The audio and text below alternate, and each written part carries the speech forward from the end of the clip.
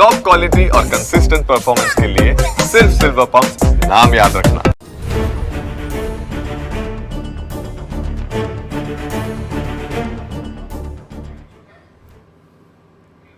નમસ્કાર, સમાચારો સાથે હું છું વિધિ. વાત રાજકોટની કરવી છે કે જ્યાં સર્વજ્ઞાતિ સમૂહ લગ્નનું આયોજન હતું અને તેમાં હવે વિવાદ સર્જાયો છે. વરરાજા સ્થળ પર પહોંચી ગયા છે, જાનૈયાઓ પહોંચી ગયા છે, પણ આયોજકો ફરાર છે. જાનૈયા અને કન્યા પક્ષ રસ્તે રજડ્યા હોય એ પ્રકારના દ્રશ્યો સામે આવ્યા છે.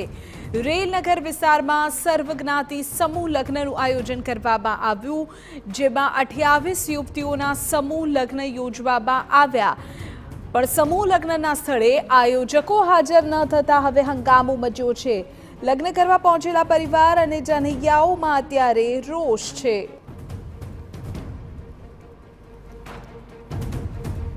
ઋષિવંશી સમાજ સેવા સંઘના નામથી આ આયોજન થયું હતું.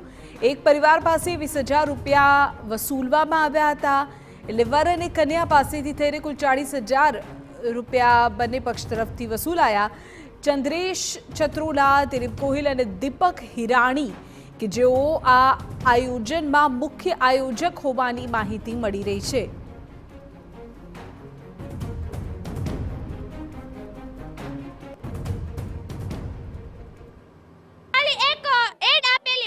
કે સમૂહ લગન છે. પહેલા એવું કીધેલું હતું કે 11 સમૂહ લગન છે. પછી એને ખબર ને એના મનમાં શું વિચાર આવ્યો હશે તો એવું કહેવામાં આવ્યું કે દાતા વધી ગયા છે તો હવે વધારે હંમેશા આપણે એવું વિચારતા હોય કે એક વખત લગ્ન નક્કી થયા પછી મરણ થયું હોય તો પણ લગ્ન અટકતા નથી. તો આવા સંજોગોમાં જો આ લોકો તૈયાર હોય તો પોલીસ તરફથી અમે આ લગ્ન સંપન્ન કરવા માટે સંપૂર્ણ સહકાર આપી રહ્યા છીએ. પ્રાથમિક વિગત તમે લીધી, શું વિગતમાં સામે આવ્યું છે? વિગતમાં એ જ સામે આવ્યું કે જેનો મુખ્ય આયોજક છે એ અત્યારે નથી અને એને મદદ કરનારા પણ કોઈ હાજર નથી.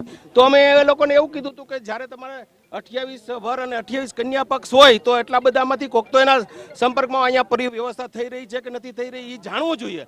પણ માનો કે એ લોકોએ નથી જાણ્યું અને અમે હવે આવી ગયા છે તો ઘણા વર રાજા અને કન્યા પક્ષ વાળા જતા રહ્યા છે.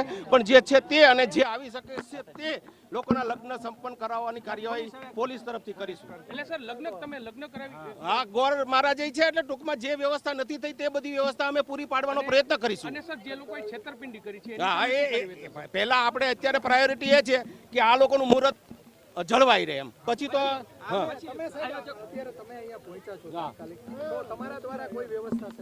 હા, એના માટે જ જઈએ છીએ.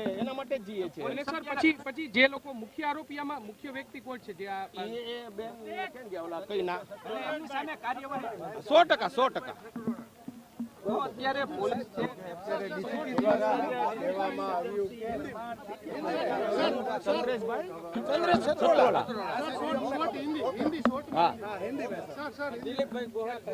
आज वाणंद ज्ञाति का समूह लग्न का आयोजन यहाँ पे किया गया था, लेकिन जो मुख्य आयोजक थे वही लापता है.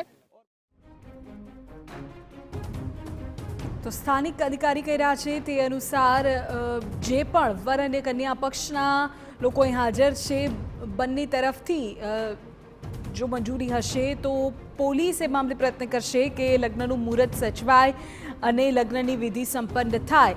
પરંતુ અત્યારે જે પ્રકારની માહિતી છે તે અનુસાર આયોજકોને લઈને હજુ કોઈ જ પત્તો લાગ્યો નથી.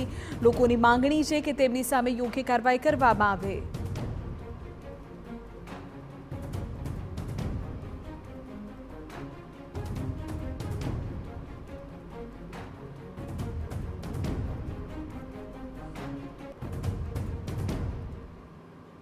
આપણે પહેલા તો એવું વિચારીએ કે કાયદો વ્યવસ્થા ન ખોરવાય, પણ એ તો માનો કે કંટ્રોલમાં આવી જાય. પણ પછી એનો અર્થ એવો નથી કે બધા અહીંયા જતા રહે એટલે પોલીસનું કામ પૂરું થાય.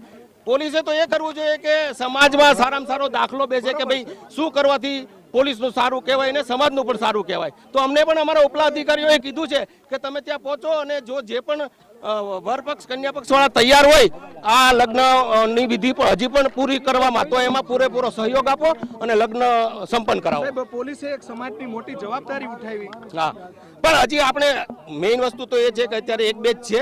તો એક વખત લગ્ન થઈ જાય તો અમને જસ મળે. હજી આપણે પ્રારંભિક તબક્કામાં છીએ. લોકો નીકળી ગયા છે. હા, એટલે અત્યારે હવે અમને તૈયારી કરવા દો આ બાબતે. સર, પણ લોકોના સપનો છે તે તૂટ્યા છે આયોજકો દ્વારા આટલી મોટી છેતરપિંડી કરવામાં. અત્યારે આપણે જેના સપના નથી તૂટવાના ને એની વાત કરીએ, એટલે કે જેટલા લગ્ન સંપન્ન થાય ને એમાં અમે તો સહકાર આપીએ છીએ, તમે પણ સહકાર આપો. ના સાહેબ, પણ એટલે પોલીસ છે તે અત્યારે એક સમાજની જવાબદારી છે તે નિભાવવા જઈ રહી છે, કારણ કે જે ડીસીપી કક્ષાના અધિકારી ડીસીપી ઝોન 1 સજ્જનસિંહ પરમાર છે તેઓ અહીં પહોંચ્યા છે અને તેમના દ્વારા જો કોઈ વરપક્ષ અને કન્યા પક્ષ છે તે પોતાની સહમતિ દર્શાવશે તો જરૂરથી તેમને સામાજિક જવાબદારીના ભાગરૂપે તેમના લગ્ન છે તે કરવામાં આવશે, તેમની લગ્ન વિધિ છે તે સંપન્ન કરવામાં આવશે.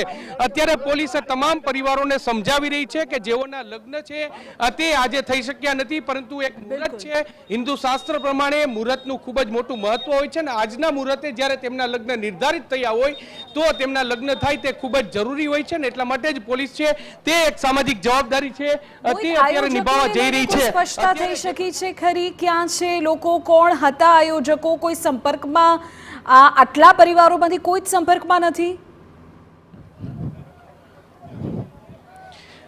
નહીં, ચોક્કસ જ જે પરિવારો છે તે ગઈકાલ રાતથી જ તેઓ ફરાર થઈ ગયા છે. જ્યારે TV9 ને અહીં જે લાભાર્થીઓ છે, જે અહીંના જે ભોગ બનનાર લોકો છે તેમની સાથે વાત કરવાનો પ્રયત્ન કર્યો ત્યારે તેમના દ્વારા દાવો કરવામાં આવ્યો હતો કે એક જે મુખ્ય છાત્રોલા નામનો જે આયોજક છે તેમને જ્યારે તેમને સંપર્ક કર્યો ત્યારે તેમના દ્વારા કહેવામાં આવ્યું હતું કે તેમને ટાઇફોઇડ થયો છે અને એટલા માટે તે સંપર્ક થઈ શકે નથી, બીમાર છે અને તેવું બહાનું છે તે બતાવવામાં આવ્યું હતું અને તેના કારણે તે લોકોને મળી શકશે નહીં, પરંતુ તેમની સાથે જે અન્ય આયોજકો છે તે પણ કોઈ જ વ્યક્તિ છે તે અહીં નથી. આ તમે દ્રશ્ય જુઓ, આજે સવારના સમયે જે લોકો પોતાના ઉત્સાહ સાથે, ઉમંગ સાથે પોતાની દીકરીને પરણાવવા માટે, પોતાના દીકરાને પરણાવવા માટે, જે વરવધુને પોતાના નવદંપતીને પોતાના ઘરે લઈ જવા માટે આતુર હતા અને અહીં ઉત્સાહનો માહોલ અત્યારે હોવો જોઈએ એની બદલે આ જે મંડપ છે તે સુમસામ ભાસી રહ્યો છે અને આ એ જ કરુણ દ્રશ્ય છે કે જેમને